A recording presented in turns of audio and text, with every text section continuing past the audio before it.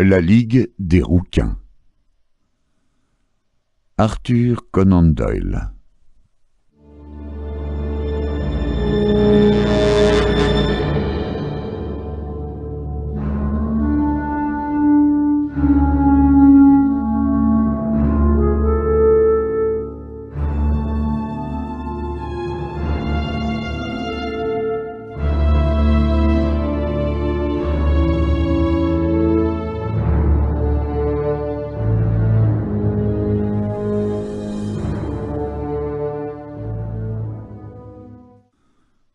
Un jour de l'automne dernier, je m'étais rendu chez mon ami Sherlock Holmes.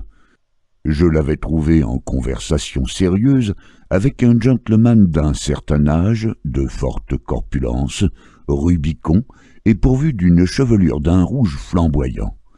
Je m'excusai de mon intrusion et j'allais me retirer lorsque Holmes me tira avec vivacité dans la pièce et referma la porte derrière moi. « Vous ne pouviez pas choisir un moment plus propice pour venir me voir, mon cher Watson, » dit-il avec une grande cordialité. « Je craignais de vous déranger en affaires. »« Je suis en affaires, très en affaires. Alors je vous attendrai à côté. »« Pas du tout. Ce gentleman, monsieur Watson, a été mon associé et il m'a aidé à résoudre beaucoup de problèmes. Sans aucun doute, il me sera d'une incontestable utilité pour celui que vous me soumettez. » Le gentleman corpulent se souleva de son fauteuil et me gratifia d'un bref salut. Une interrogation rapide brilla dans ses petits yeux cernés de graisse. « Essayez donc mon canapé, » fit Holmes en se laissant retomber dans son fauteuil. Il rassembla les extrémités de ses 10 doigts comme il le faisait fréquemment lorsqu'il avait l'humeur enquêteuse. « Je sais, mon cher Watson, que vous partagez la passion que je porte à ce qui est bizarre et nous entraîne au-delà des conventions ou de la routine quotidienne. Je n'en veux pour preuve que votre enthousiasme à tenir la chronique de mes petites aventures, en les embellissant parfois, ne vous en déplaise. Les affaires où vous avez été mêlé m'ont beaucoup intéressé, c'est vrai. Vous rappelez-vous ce que je remarquai l'autre jour ? C'était juste avant de nous plonger dans le très simple problème de mademoiselle Mary Sutherland.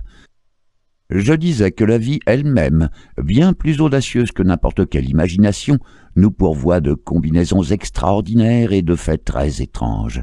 Il faut toujours revenir à la vie. Proposition que je me suis permis de contester.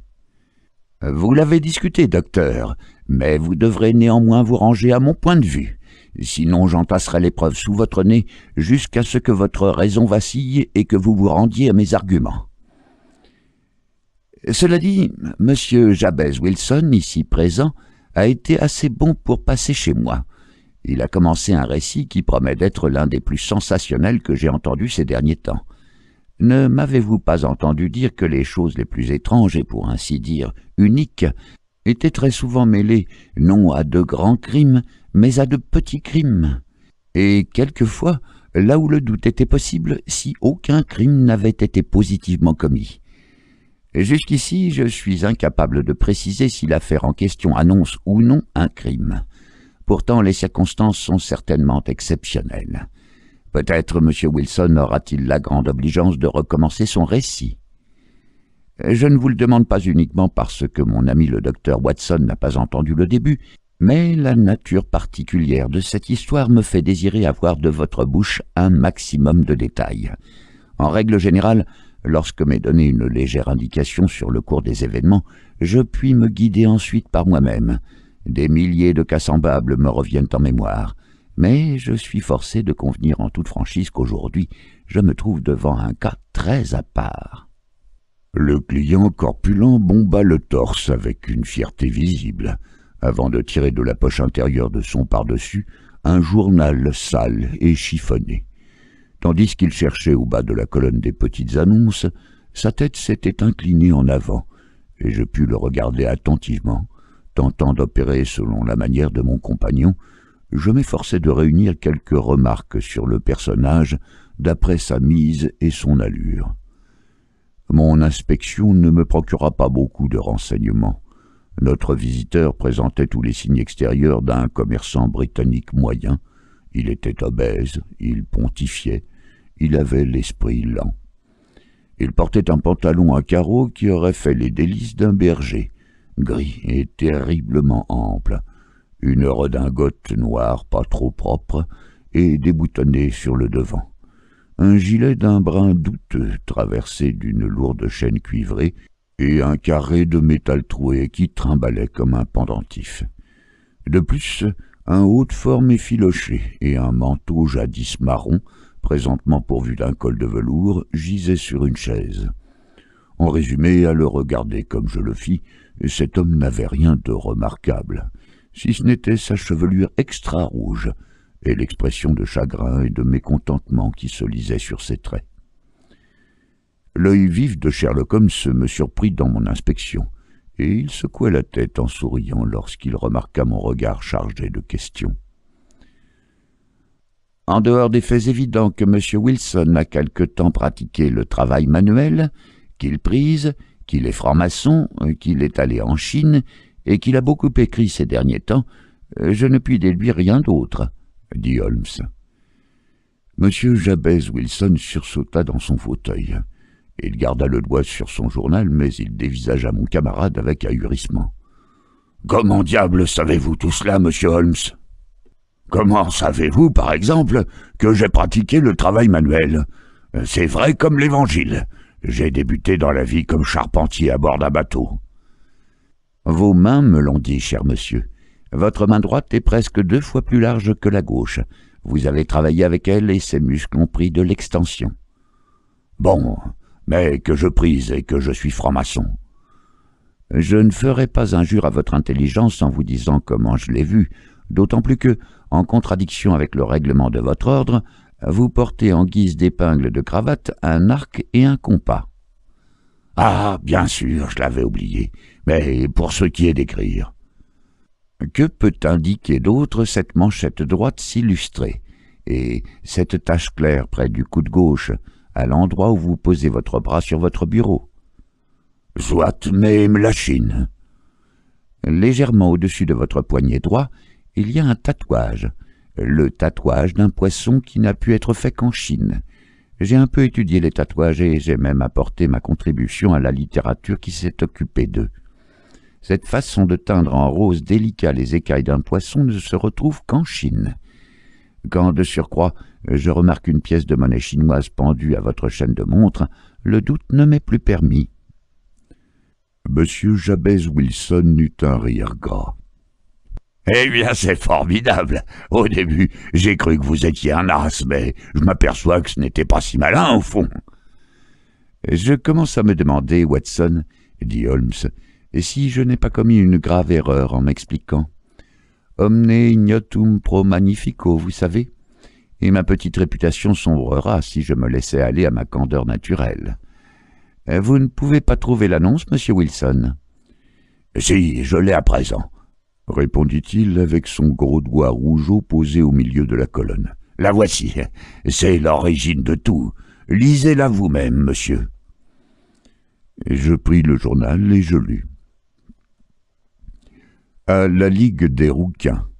En considération du legs de feu Ezekiah Hopkins de Lebanon Penn, USA, une nouvelle vacance est ouverte qui permettrait à un membre de la Ligue de gagner un salaire de 4 livres par semaine pour un emploi purement nominal. Tous les rouquins sains de corps et d'esprit, âgés de plus de 21 ans, peuvent faire acte de candidature. Se présenter personnellement lundi à 11 h à M. Duncan Ross, au bureau de la Ligue, 7 Pope's Court, Fleet Street. Qu'est-ce que ceci peut bien signifier? Articulai-je après avoir relu cette annonce extraordinaire. Holmes se gloussa et il se tortilla dans son fauteuil. C'était chez lui un signe d'enjouement. « Nous voici hors des sentiers battus, n'est-ce pas? Maintenant, monsieur Wilson, venons-en aux faits. Racontez-nous tout sur vous-même, sur votre famille et sur les conséquences qu'entraîna cette annonce sur votre existence. Docteur, notez d'abord le nom du journal et la date. » Morning Chronicles du 11 août 1890, il y a donc 2 mois de cela. Parfait, à vous, monsieur Wilson. Eh bien, les choses sont exactement celles que je viens de vous dire, monsieur Holmes, dit Jabez Wilson en s'épongeant le front. Je possède une petite affaire de prêt sur gage à Coburg Square, près de la City. Ce n'est pas une grosse affaire. Ces dernières années, elle m'a tout juste rapporté de quoi vivre. J'avais pris avec moi 2 commis, mais à présent un seul me suffit.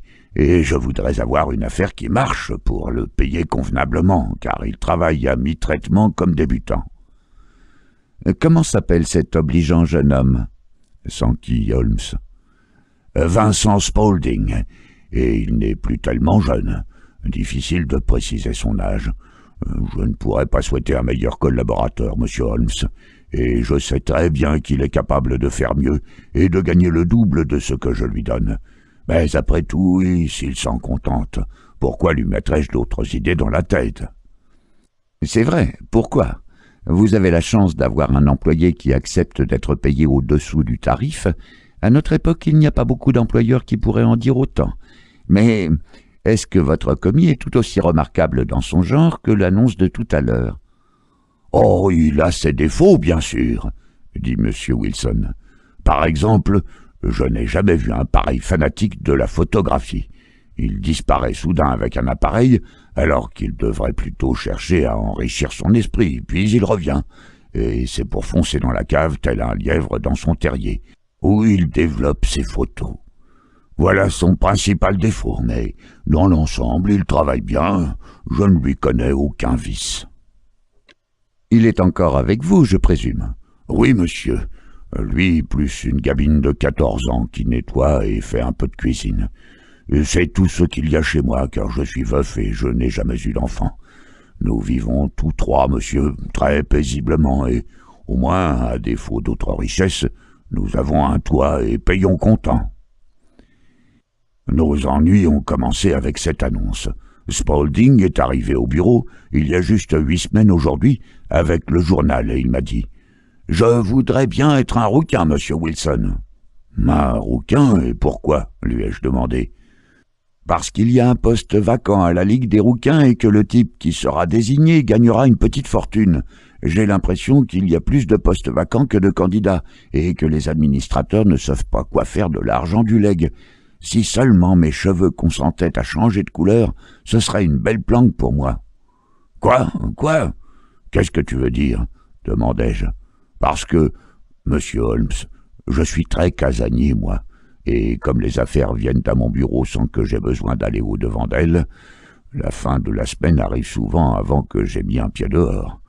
De cette façon, je ne me tiens pas très au courant de ce qui se passe à l'extérieur, mais je suis toujours content d'avoir des nouvelles. »« Jamais entendu parler de la Ligue des rouquins ?»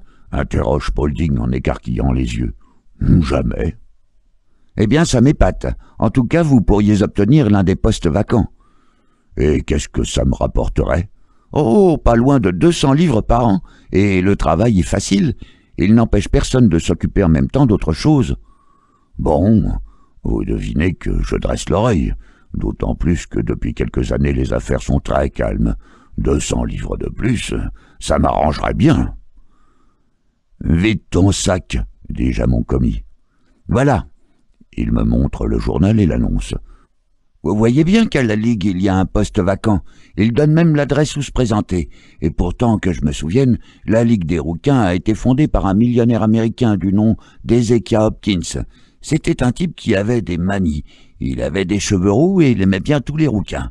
Quand il mourut, on découvrit qu'il avait laissé son immense fortune à des curateurs qui avaient pour instruction de fournir des emplois de tout repos aux rouquins.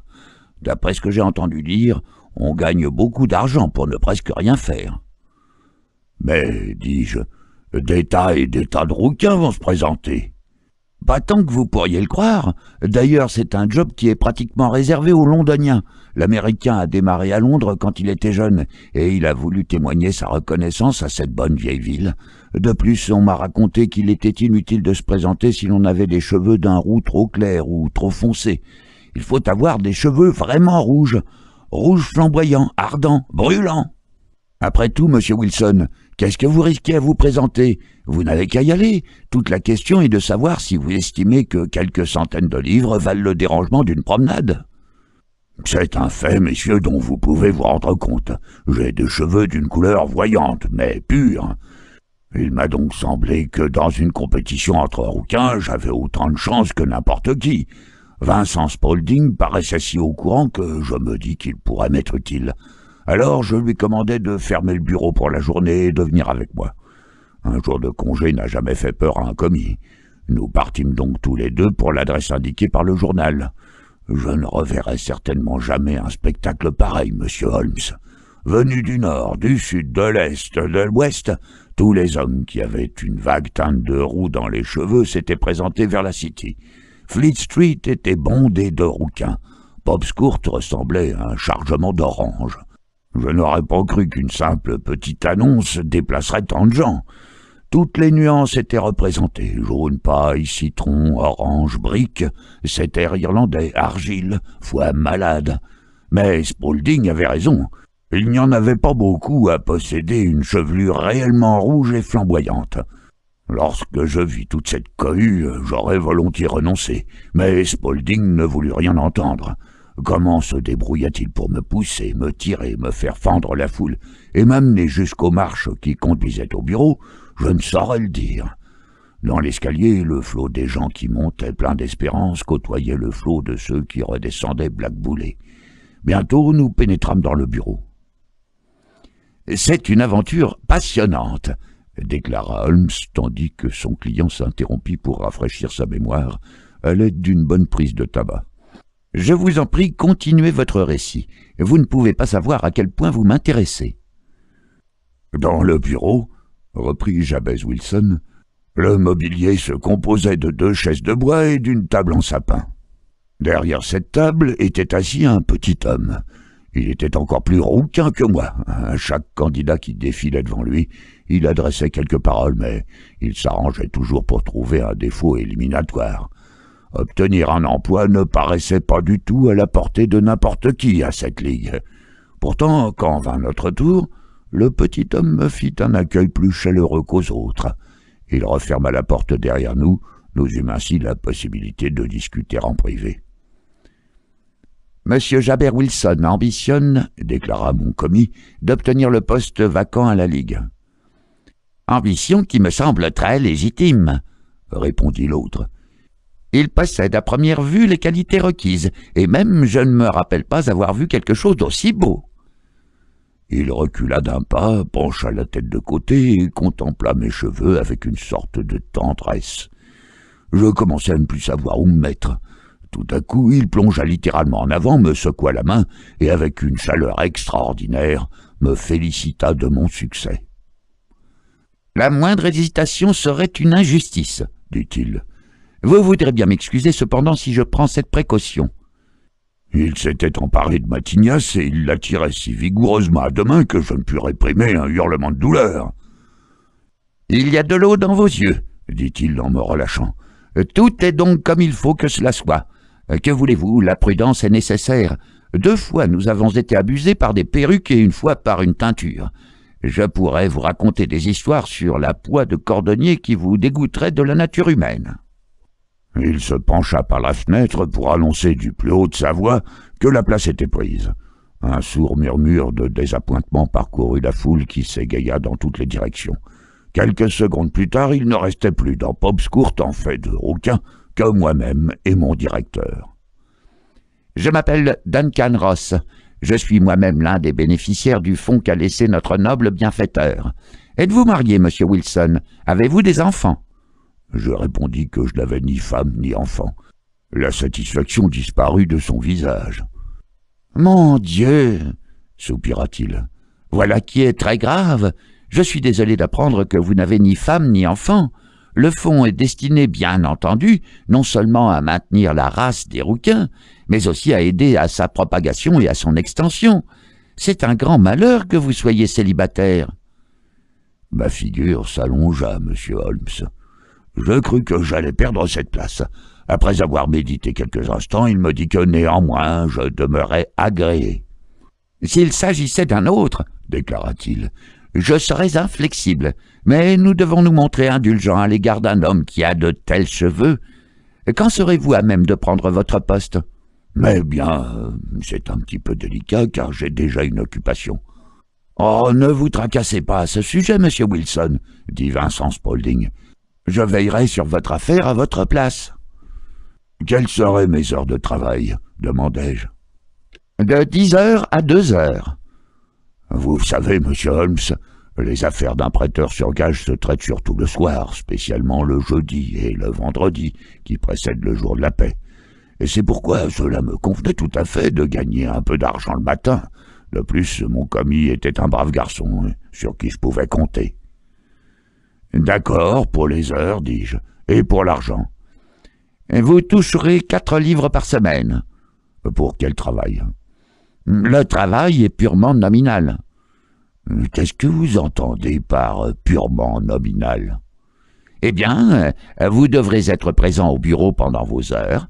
Si vous sortez, le contrat sera automatiquement rompu sans recours. Le testament est formel là-dessus. Pour peu que vous bougiez du bureau entre 10 heures et 2 heures, vous ne vous conformeriez pas à cette condition.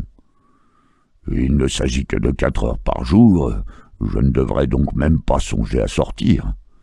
Aucune excuse ne sera acceptée, précisa Duncan Ross. Ni une maladie, ni votre affaire personnelle, ni rien. Vous devrez rester ici, faute de quoi vous perdrez votre emploi. Mais le travail?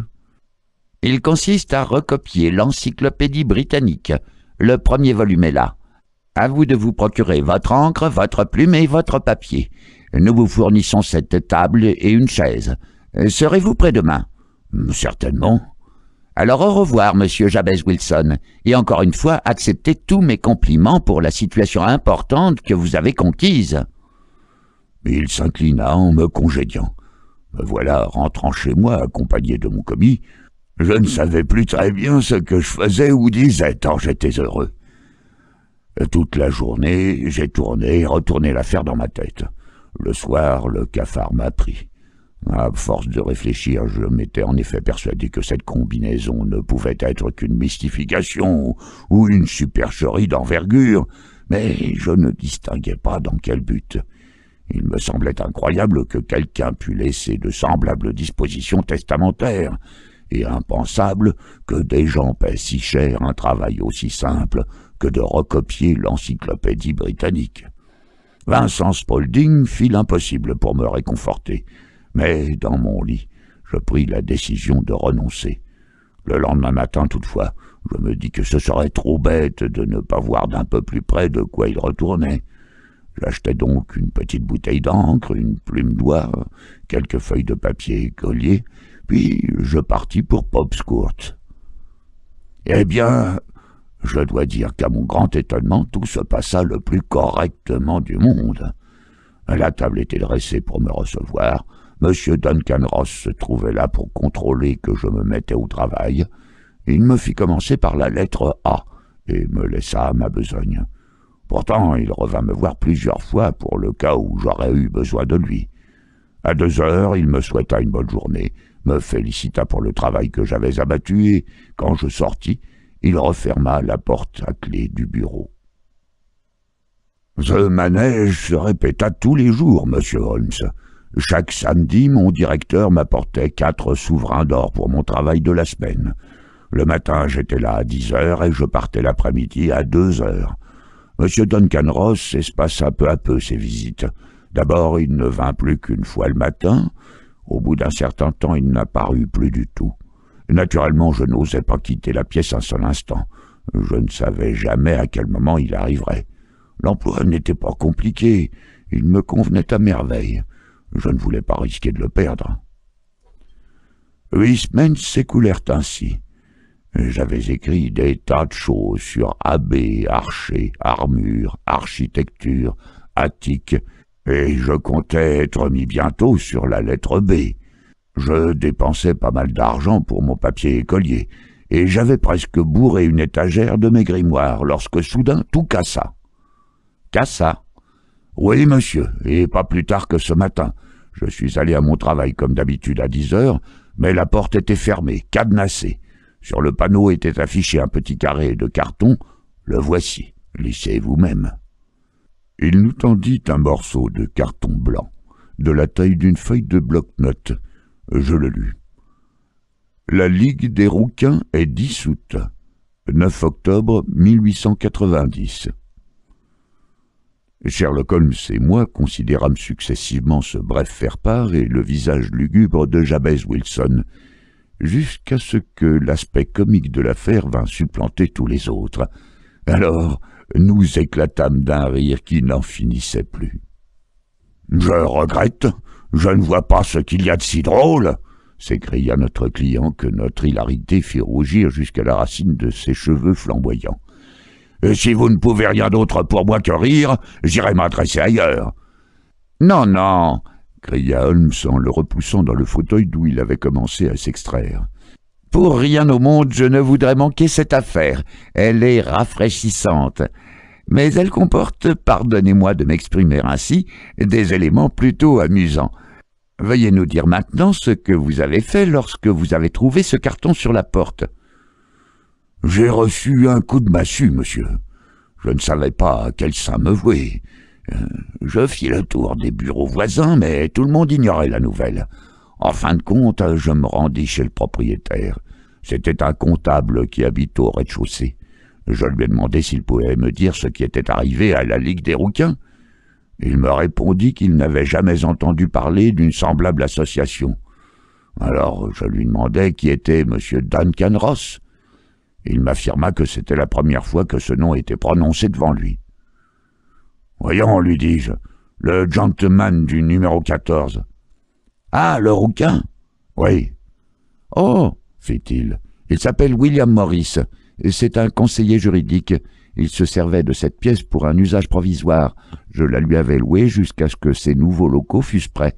Il a déménagé hier. »« Où pourrais-je le trouver ?»« Oh, à son nouveau bureau. J'ai son adresse quelque part.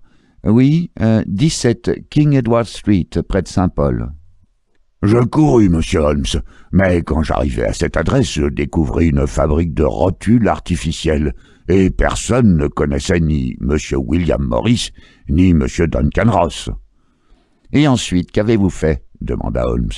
« Je suis rentré chez moi à Saxe-Cobourg Square pour prendre l'avis de mon commis.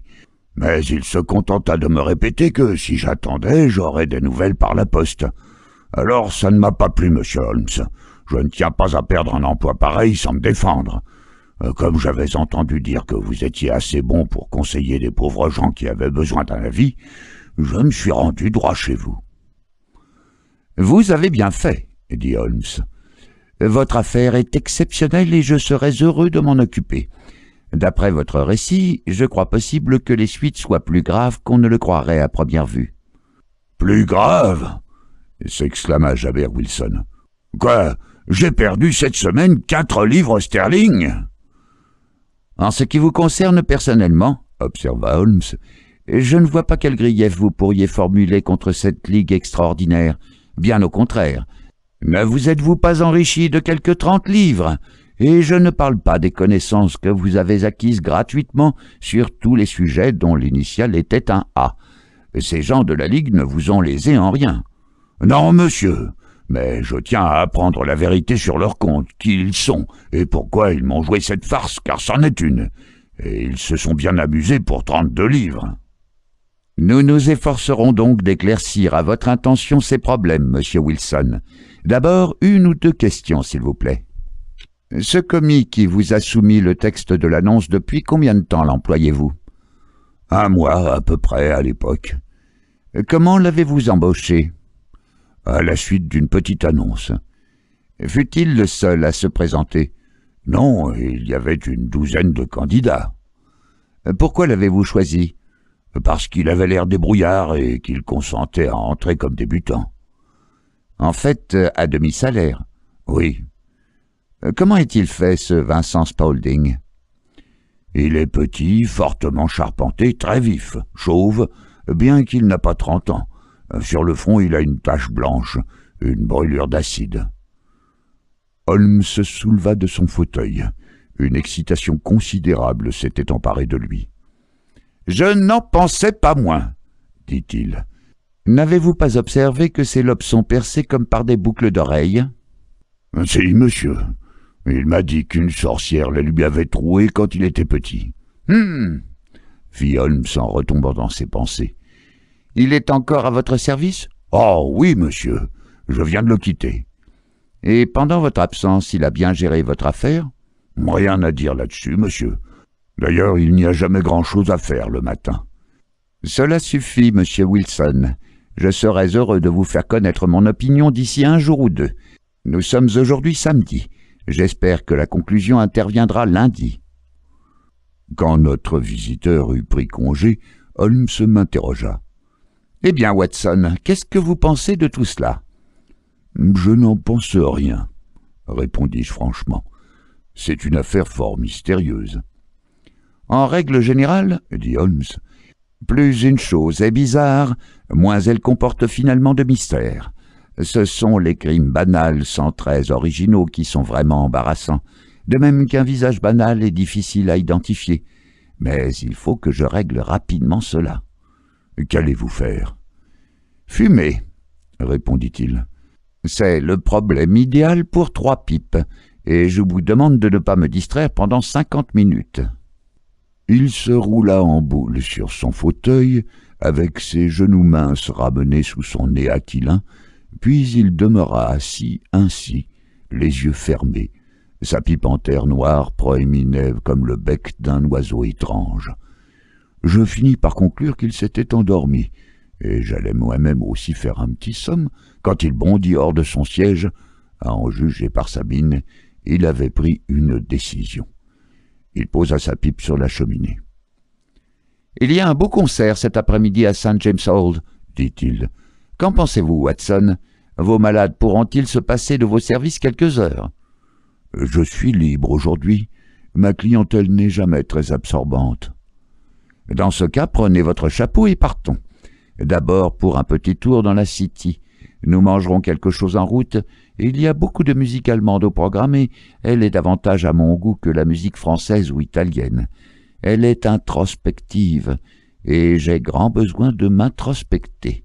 Venez. » Nous prîmes le métro jusqu'à Aldergate. Une courte marche nous mena à Saxe-Coburg Square, l'une des scènes où s'était déroulée l'histoire peu banale que nous avions entendue. C'était une petite place de rien du tout, suant la misère sans l'avouer tout à fait. 4 rangées crasseuses de maisons de briques à 2 étages contemplaient une pelouse minuscule, entourée d'une grille. Un sentier herbeux et quelques massifs de lauriers fanés y défendaient leur existence contre une atmosphère enfumée et ingrate. 3 boules dorées et un écriteau marron avec « Jabez Wilson » écrit en lettres blanches à l'angle d'une maison révélèrent le lieu où notre client rouquin tenait boutique. Sherlock Holmes s'arrêta devant la façade. Il pencha la tête de côté et la contempla. Entre ses paupières plissées, ses yeux brillaient. Lentement, il remonta la rue, puis la redescendit sans cesser de regarder les maisons, comme s'il voulait en percer les murs. Finalement, il retourna vers la boutique du prêteur sur gage. Il cogna vigoureusement 2 ou 3 fois le trottoir avec sa canne avant d'aller à la porte et d'y frapper. Presque instantanément, on ouvrit. Un jeune garçon imberbe à l'aspect fort éveillé le pria d'entrer. « Merci, » dit Holmes. « Je voudrais seulement que vous m'indiquiez, s'il vous plaît, le chemin pour regagner Strand d'ici. » « La 3e à droite et la 4e à gauche, » répondit aussitôt le commis en refermant la porte. « Il a l'esprit vif, ce type, » observa Holmes quand nous nous fûmes éloignés. « Selon moi, il est au royaume de l'habileté le 4e homme dans Londres. Quant à l'audace, il pourrait même prétendre à la 3e place. J'ai déjà eu affaire à lui autrefois. »« De toute évidence, dis-je, le commis de M. Wilson tient un rôle important dans cette mystérieuse affaire de la Ligue des Rouquins. Je parierais que vous n'avez demandé votre chemin que pour le voir. »« Pas lui. »« Qui alors ?»« Les genoux de son pantalon. »« Ah, et qu'est-ce que vous y avez vu ?»« Ce que je m'attendais à voir. »« Pourquoi avez-vous cogné le trottoir avec votre canne ?»« Mon cher docteur, c'est l'heure d'observer, non de parler. Nous sommes des espions en pays ennemi. Nous avons appris quelque chose sur Saxe-Cobourg Square. Explorons maintenant les ruelles qui se trouvent derrière. » La rue où nous nous retrouvâmes lorsque nous eûmes contourné l'angle de ce Saxe-Cobourg Square contrastait autant avec lui que les deux faces d'un tableau. C'était l'une des artères principales où se déversait le trafic de la City vers le nord et l'ouest. La chaussée était obstruée par l'énorme flot commercial qui s'écoulait en un double courant, l'un allant vers la City, l'autre venant de la City. Nous avions du mal à réaliser que d'aussi beaux magasins et d'aussi imposants bureaux s'adossaient à ce square minable et crasseux que nous venions de quitter. « Laissez-moi bien regarder », dit Holmes qui s'était arrêté au coin pour observer. « Je voudrais tout simplement me rappeler l'ordre des maisons ici.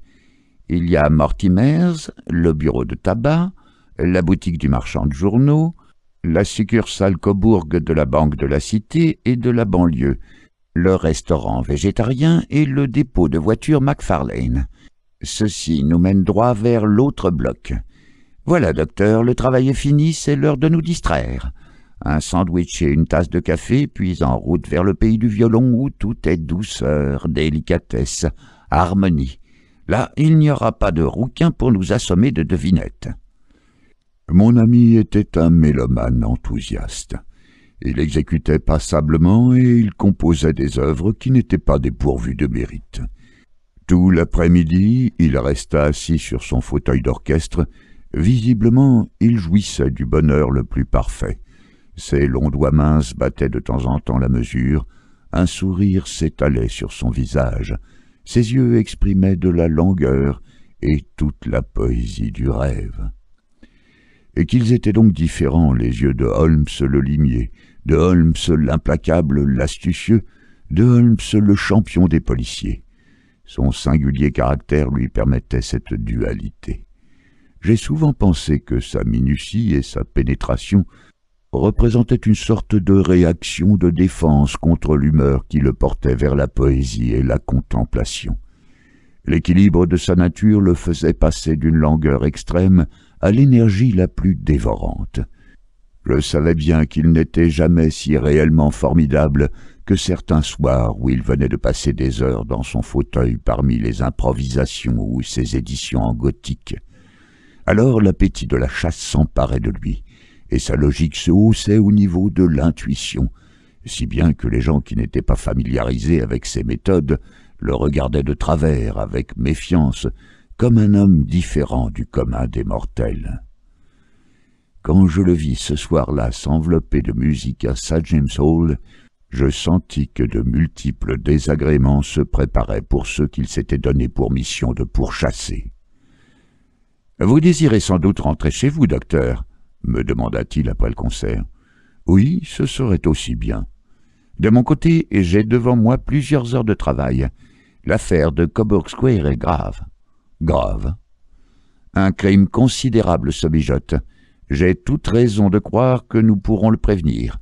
Mais c'est aujourd'hui samedi et cela complique les choses. J'aurai besoin de votre concours ce soir. »« À quelle heure ?»« 10 heures, ce sera assez tôt. »« Je serai à Baker Street à 10 heures. »« Très bien. Ah, dites-moi, docteur, il se peut qu'un petit danger nous menace. Alors, s'il vous plaît, mettez donc votre revolver d'officier dans votre poche. » Il me fit signe de la main, vira sur ses talons et disparut dans la foule. Je ne crois pas avoir un esprit plus obtus que la moyenne, mais j'ai toujours été oppressé par le sentiment de ma propre stupidité au cours de mon commerce avec Sherlock Holmes. Dans ce cas, j'avais entendu ce qu'il avait entendu, et j'avais vu ce qu'il avait vu, et cependant... Il ressortait de ses propos qu'il discernait non seulement ce qui s'était passé, mais encore ce qui pouvait survenir, alors que, de mon point de vue, l'affaire se présentait sous un aspect confus et grotesque. Tandis que je roulais vers ma maison de Kensington, je me remémorais le tout, depuis l'extraordinaire récit du copieur roux de l'encyclopédie britannique jusqu'à notre visite à Saxe-Cobourg Square, sans oublier la petite phrase de mauvais augure qu'il m'avait lancée en partant. Qu'est-ce que c'est que cette expédition nocturne? Pourquoi devrais-je y participer armé? Où irons-nous? Et que ferions-nous? Holmes m'avait indiqué que le commis du prêteur sur gage était un as, un homme capable de jouer un jeu subtil et dur. J'essayais de démêler cet écheveau, mais j'y renonçais bientôt. Après tout, la nuit m'apporterait l'explication que je cherchais. À 9h15, je sortis de chez moi et, par le parc et Oxford Street, je me dirigeais vers Baker Street. Devant la porte, 2 fiacres étaient rangés. Passant dans le couloir, j'entendis au-dessus un bruit de voix. De fait, quand j'entrai dans la pièce qui servait de bureau à Holmes, celui-ci était en conversation animée avec 2 hommes. J'en reconnus un aussitôt. C'était Peter Jones, officier de police criminelle. L'autre était long et mince, il avait le visage triste, un chapeau neuf et une redingote terriblement respectable. « Ah, nous sommes au complet !» s'exclama Holmes en prenant son lourd stick de chasse. « Watson, je crois que vous connaissez M. Jones de Scotland Yard. Permettez-moi de vous présenter M.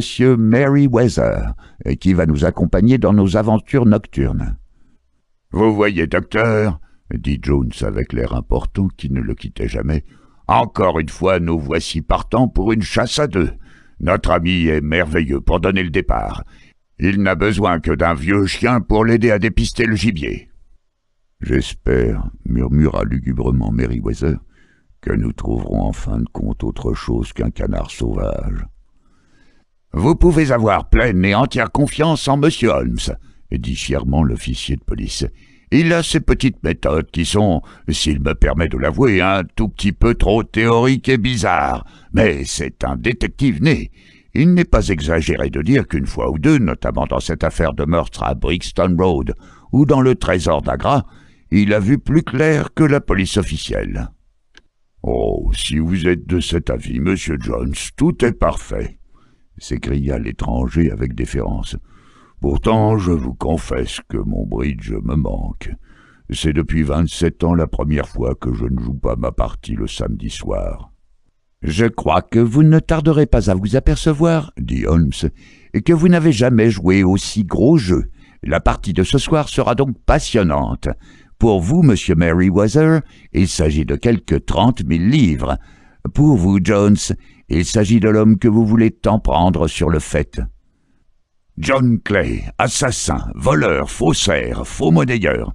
C'est un homme jeune, Monsieur Merryweather, et cependant il est à la tête de sa profession.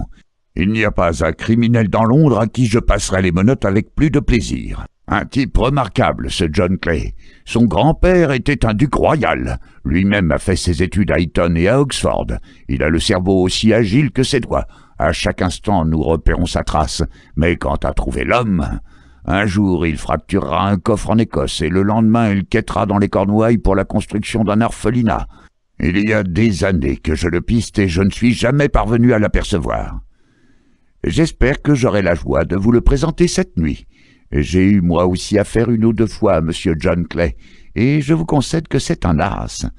Mais il est plus de 10 heures, il faut partir. Prenez tous 2 le premier fiacre, Watson et moi suivrons dans le second. Tout au long de notre route, Sherlock Holmes ne se montra guère enclin à la conversation. Du fond du fiacre, il fredonnait les airs qu'il avait entendus l'après-midi. Nous nous engageâmes dans un interminable labyrinthe de ruelles éclairées au gaz, jusqu'à ce que nous nous retrouvions dans Farrington Street. « Nous approchons, » constata mon ami. « Ce Merryweather est un directeur de banque et cette affaire l'intéresse personnellement. J'ai pensé qu'il ne serait pas mauvais d'avoir Jones avec nous aussi. Ce n'est pas un mauvais bougre, quoique professionnellement, je le considère comme un imbécile. Mais il a une qualité positive. Il est aussi courageux qu'un bulldog et aussi tenace qu'un homard s'il pose ses pinces sur quelqu'un. Nous voici arrivés, ils nous attendent. » Nous avions atteint la même grande artère populeuse où nous avions déambulé le matin. Nous quittâmes nos fiacres et, guidés par M. Merryweather, nous nous engouffrâmes dans un passage étroit. Il nous ouvrit une porte latérale. Au bout d'un couloir, il y avait une porte en fer massif. Celle-ci aussi fut ouverte. Elle débouchait sur un escalier de pierre en colimaçon qui se terminait sur une nouvelle porte formidable. Monsieur Merryweather s'arrêta pour allumer une lanterne, et il nous mena vers un passage sombre qui puait la terre mouillée. Encore une porte, la troisième, et nous aboutîmes à une grande cave voûtée où étaient empilées tout autour des caisses et des boîtes de grande taille. « Par le haut, vous n'êtes pas trop vulnérable », remarqua Holmes en levant la lanterne et en regardant autour de lui. « Ni par le bas », dit Merryweather en frappant de son stick les dalles du sol. « Mon Dieu !» s'écria-t-il. « Elle sonne creux !»« Je dois réellement vous prier de vous tenir un peu plus tranquille, » dit Holmes avec sévérité. « Vous venez de compromettre le succès de notre expédition. Pourrais-je vous demander d'être assez bon pour vous asseoir sur l'une de ces caisses et de ne vous mêler de rien ?» Le solennel Merryweather se percha sur une caisse avec un air de dignité offensée. Holmes s'agenouilla sur le sol, à l'aide de la lanterne et d'une loupe. Il examina les interstices entre les dalles. Quelques secondes lui suffirent, il se remit debout et rangea la loupe dans sa poche. « Nous avons une bonne heure devant nous, » déclara-t-il. « En effet, ils ne prendront aucun risque avant que le prêteur sur gage soit couché. Seulement, ils ne perdront plus une minute, car plus tôt ils auront fini leur travail, plus ils auront de temps pour se mettre à l'abri. Nous nous trouvons actuellement, docteur, et vous l'avez certainement deviné, dans la cave d'une succursale pour la City de l'une des principales banques de Londres. Monsieur Merryweather est le président du conseil d'administration et il vous expliquera les raisons pour lesquelles les criminels les plus audacieux de la capitale n'auraient pas tort de s'intéresser à présent à cette cave. « C'est notre or français, » chuchota le président, « et nous avons été avertis à plusieurs reprises qu'un coup était en préparation. »« Votre or français ?» ?»« Oui, il y a quelques mois nous avons eu l'occasion de consolider nos ressources. À cet effet, nous avons emprunté 30 000 Napoléons à la Banque de France. Mais dans la City, on a appris que nous n'avons jamais eu besoin de cet argent frais et qu'il était dans notre cave. La caisse sur laquelle je suis assis contient 2000 Napoléons enveloppés de papier de plomb. Notre réserve métallique est beaucoup plus forte en ce moment que celle qui est généralement affectée à une simple succursale, et la direction redoute quelque chose. « Crainte tout à fait justifiée, » ponctua Holmes. « Maintenant, il serait temps d'arranger nos petits plans. Je m'attends à ce que l'affaire soit mûre dans 1 heure. D'ici là, monsieur Merryweather, faites tomber le volet de votre lanterne. » Alors nous resterons dans le noir. « J'en ai peur. J'avais emporté un jeu de cartes, monsieur Merryweather, et je pensais que, puisque nous serions 4, vous auriez pu faire quand même votre partie de bridge. Mais l'ennemi a poussé si loin ses préparatifs que toute lumière nous est interdite. Première chose à faire, choisir nos places. Nos adversaires sont gens audacieux. Nous aurons l'avantage de la surprise, c'est entendu. Mais si nous ne prenons pas le maximum de précautions, gare à nous. Je me tiendrai derrière cette caisse. Vous autres, dissimulez-vous derrière celle-là. Quand je projetterai de la lumière sur eux, cernez-les en vitesse. Et s'ils tirent, Watson, n'ayez aucun scrupule, abattez-les comme des chiens. » Je posai mon revolver, armé, sur la caisse en bois derrière laquelle je m'accroupis. Holmes abaissa le volet de la lanterne. Nous fûmes plongés dans l'obscurité, et cette obscurité me parut effroyablement opaque.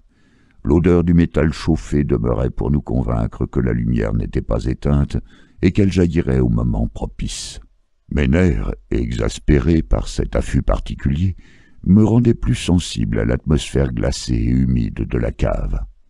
« Ils n'ont qu'une retraite possible, » chuchota Holmes.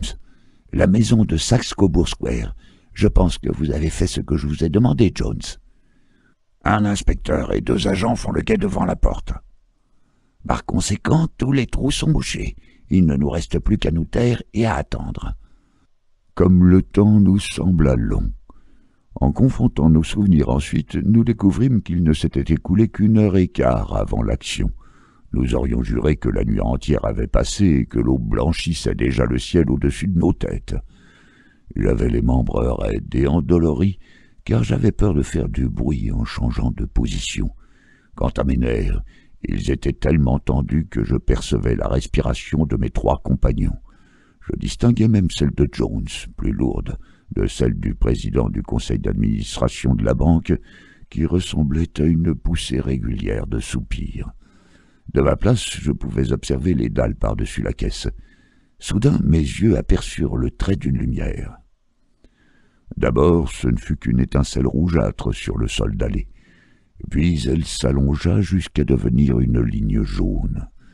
Et alors, sans le moindre bruit, une fente se produisit et une main apparut, blanche, presque féminine. Cette main se posa au centre de la petite surface éclairée. Elle tâtonna alentour.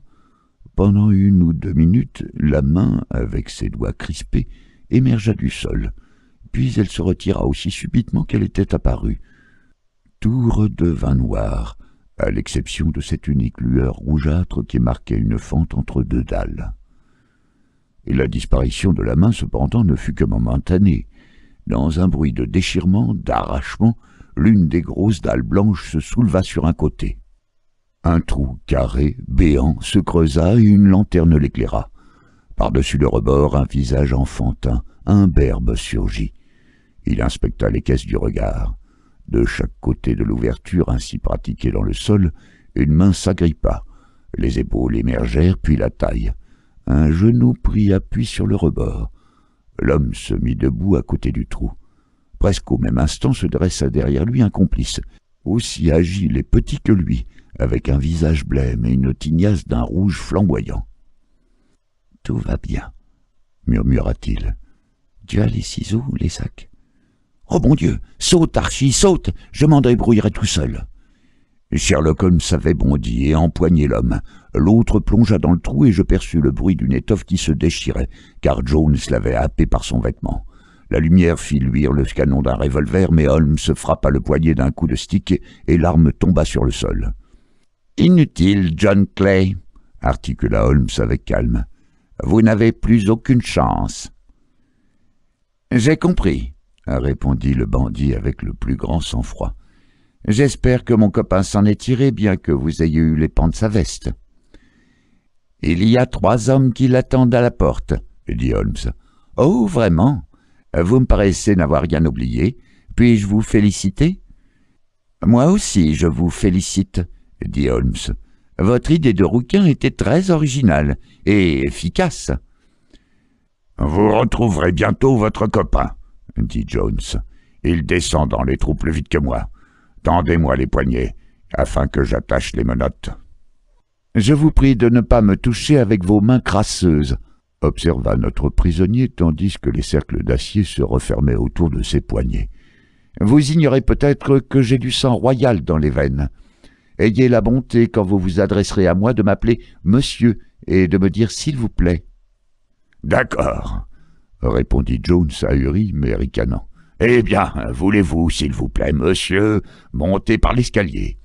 Nous trouverons en haut un carrosse qui transportera votre Altesse au poste de police. »« Voilà qui est mieux, » dit John Clay avec sérénité. Il s'inclina devant nous 3 et sortit paisiblement sous la garde du policier. « Réellement, monsieur Holmes, » dit Merryweather pendant que nous remontions dans la cave, « je ne sais comment la banque pourra vous remercier et s'acquitter envers vous. Sans aucun doute, vous avez découvert et déjoué une tentative de cambriolage comme je n'en avais encore jamais vu dans une banque. »« J'avais un petit compte à régler avec monsieur John Clay, » sourit Holmes. « Dans cette affaire, mes frais ont été minimes. J'espère néanmoins que la banque me les remboursera. En dehors de cela, je suis largement récompensé parce que j'ai vécu une expérience pour ainsi dire unique et que la Ligue des Rouquins m'a été révélée. Elle était très remarquable. »« Voyez-vous, Watson, » m'expliqua-t-il dans les premières heures de la matinée, alors que nous étions assis à Baker Street devant un bon verre de whisky, « une chose me sauta aux yeux tout d'abord. Cette histoire assez incroyable d'une annonce publiée par la soi-disant Ligue des Rouquins et de la copie de l'encyclopédie britannique ne pouvait avoir d'autre but que de retenir chaque jour hors de chez lui notre prêteur sur gage. Le moyen utilisé n'était pas banal. En fait, il était difficile d'en trouver de meilleur. C'est indubitablement la couleur des cheveux de son complice qui inspira l'esprit subtil de Clay. 4 livres par semaine constituaient un appât sérieux, mais qu'était-ce pour eux que 4 livres puisqu'ils en espéraient des milliers? Ils insérèrent l'annonce.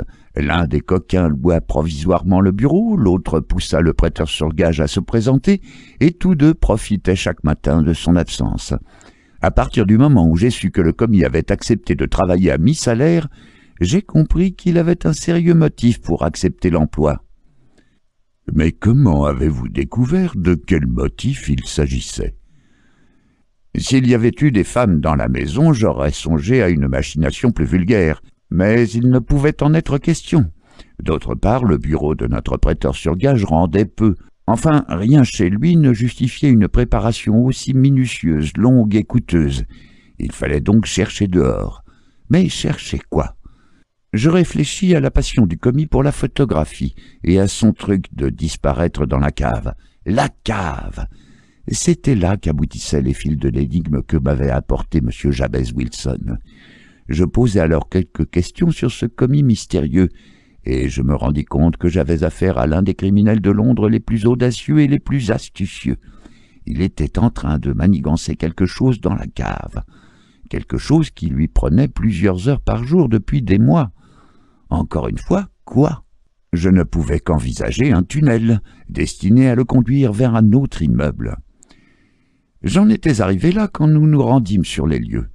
Je vous ai étonné quand j'ai cogné le sol avec mon stick, mais je me demandais si la cave était située sur le devant ou sur l'arrière de la maison. Au son, je sus qu'elle n'était pas sur le devant. Ce fut alors que je sonnai. J'espérais bien que le commis se dérangerait pour ouvrir. Nous avions eu quelques escarmouches, mais nous ne nous étions jamais vus. Je regardais à peine son visage. C'étaient ses genoux qui m'intéressaient. Vous avez pu remarquer vous-même combien à cet endroit le pantalon était usé, chiffonné et taché. De tels genoux étaient révélateurs du genre de travail auquel il se livrait pendant des heures.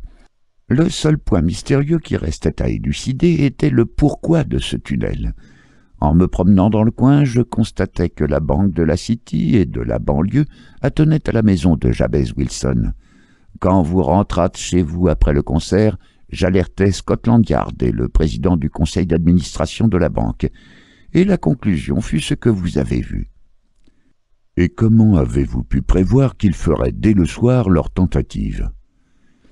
À partir du moment où le bureau de la Ligue était fermé, il était certain qu'il ne se souciait plus que Jabez Wilson fût absent de chez lui.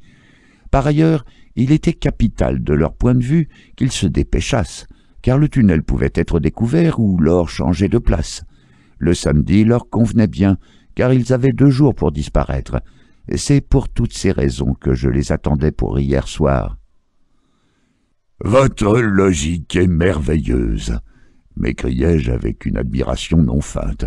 « La chaîne est longue, et cependant chaque anneau se tient. »« La logique me sauve de l'ennui, » répondit-il en bâillant. « Hélas, je le sens qui me cerne encore. Ma vie est un long effort pour m'évader des banalités de l'existence. Ces petits problèmes m'y aident. Et de plus, vous êtes un bienfaiteur de la société, ajoutai-je. » Il haussa les épaules. « Peut-être, après tout, cela sert-il à quelque chose. L'homme n'est rien, c'est l'œuvre qui est tout, comme Flaubert l'écrivait à George Sand. »